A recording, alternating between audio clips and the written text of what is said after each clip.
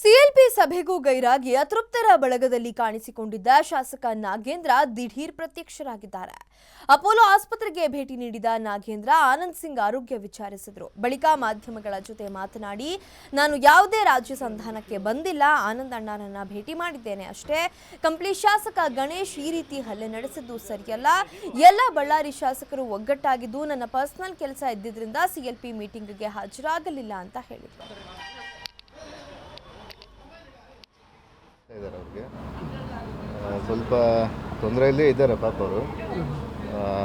ಇದರಲ್ಲಿ ಪಾಪ ಅವ್ರಿಗೂ ಬ್ಲ್ಯಾಂಕ್ ಆಗಿದ್ದಾರೆ. ಅಂದರೆ ಏನು ಹೇಳಬೇಕು ಏನೂ ಅರ್ಥ ಆಗ್ತಿಲ್ಲ. ನನಗೂ ಭಾಳಷ್ಟು ತುಂಬ ಆತ್ಮೀಯ ಸ್ನೇಹಿತರಿದ್ದಾರೆ ಅವರು. ಇವತ್ತಂತಲ್ಲ, ಕಳೆದ ಒಂದು 20 ವರ್ಷದಿಂದ ಕೂಡ ನಾವೆಲ್ಲರೂ ಸ್ನೇಹಿತರ ಥರನೇ ಇದು ಒಂದೇ ಜಿಲ್ಲೆಯಿಂದ ಬಂದಿದ್ದವರು.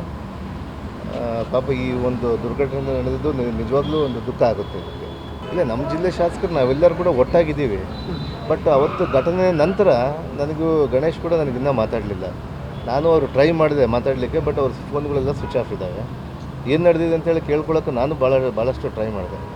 ಬಟ್ ಆದರೆ ಇಂಥ ಘಟನೆ ಹೆಂಗೆ ನಡೆದಿದೆ ಅಂತೇಳಿ ನನಗೂ ನಿಜವಾಗ್ಲೂ ತುಂಬ ಅಂದರೆ ನನಗೆ ಆಶ್ಚರ್ಯ ಆಗ್ತದೆ. ಯಾಕಂದರೆ ತುಂಬ ಆ ಹುಡುಗ ಕೂಡ ಆನಂದ್ ಸಿಂಗ್ ಅವರಂದರೆ ಭಾಳ ಗೌರವದಿಂದನೇ ಇರ್ತಾಯಿದ್ರು. ಯಾಕಂದರೆ ಆನಂದ್ ಸಿಂಗ್ ಅವರು ಒಂದು ಇದರಲ್ಲಿ ಕೂಡ ಸಾಕಷ್ಟು ಅವ್ರ ತಂದೆಯವರು ನೆನಗಟ್ಲೆ ವೆಂಕೋಬಣ್ಣವರು ಆಗಿರ್ಬೋದು, ಆ ಭಾಗದಲ್ಲಿರುವಂಥ ಎಲ್ಲ ನಮ್ಮ ನಾಯಕ ಸಮಾಜದವರಾಗಿರ್ಬೋದು, ಆನಂದ್ ಸಿಂಗ್ ಅವ್ರ ಜೊತೆಗೆ ಉತ್ತಮ ಸಂಬಂಧ ಇಟ್ಕೊಂಡಿದ್ದಾರೆ.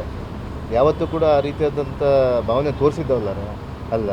ಇನ್ನೊಂದು ಆನಂದ್ ಸಿಂಗ್ ಅವರು ಕೂಡ ನನಗೂ ಭಾಳ ಅದೇನೆಂದರೆ ಏನು ಹೇಳಬೇಕು ನನಗೂ ಅರ್ಥ ಆಗ್ತಿದೆ.